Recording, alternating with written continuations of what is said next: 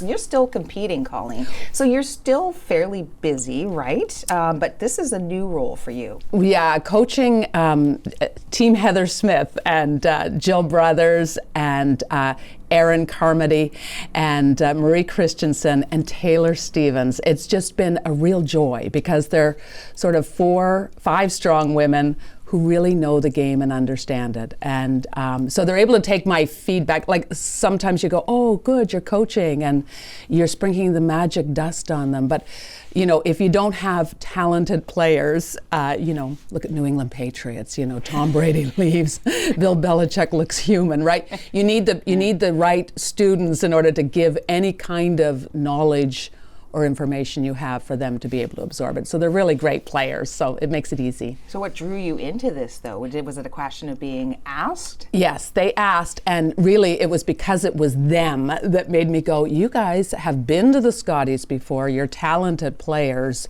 you just need maybe a system or maybe some words of affirmation and positive speak. Curling's one of those sports, a little like golf, where there's a lot of time in between your shots and a lot of time for your head to get in your way.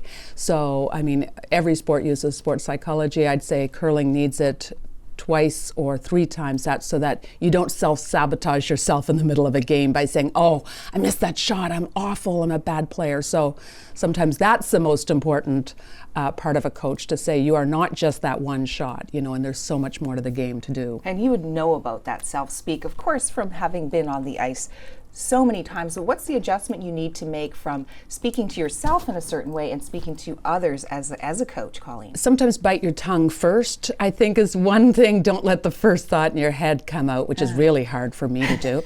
And also as a skip, you're all those years, you're sort of coaching your team on the ice, and you do it in the worst possible way. And anybody who's watched curling has heard skips yell, you know, right off, or don't touch it, or wide, or, you know, oh, or even if you yell, hurry hard, right out of the thrower's hand, that's an indication to the thrower that they threw it not perfectly.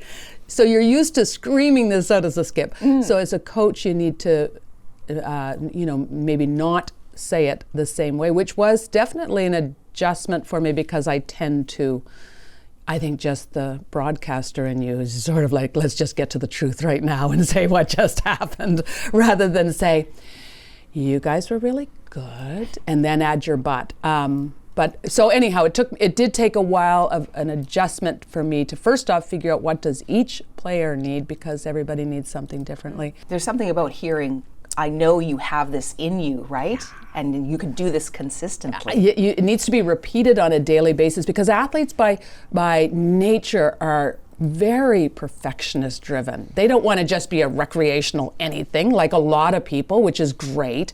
They want to be able to take it to this other level.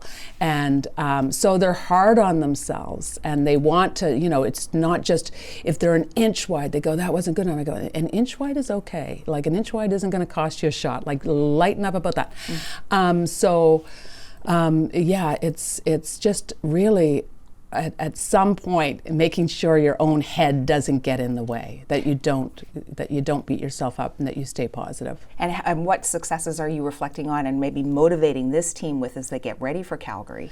I think I have such a vast, you know, not just that we won 6 Scotties, but the fact that I was in many more that we lost in. And you really do learn from your losses along the way. They teach you so much if you allow them to if you just sit with it for a while and say, where did I do wrong, and what is that other team doing so right? And really kudos to Christina Black, who's represented Nova Scotia for the last couple of years, because she really has set a high bar in the province to kind of aspire to, and she's doing phenomenally well. So that for us to beat her kind of gives us confidence that she's done extremely well at the Scotties. How do we stay in control of our own emotions and our own selves and our own talent, and just go and not be distracted by the Rachel Homans and the Jennifer Joneses and Carrie Andersons, who we already know are in the field. I don't want to say they're professional athletes, but they don't have, you know, most of them don't work, and they just curl and they travel the world doing it. So they have a lot of experience. How do we not come in and make sure we don't feel second best, that we feel like we are as good and competent as what you are in this 10 end game.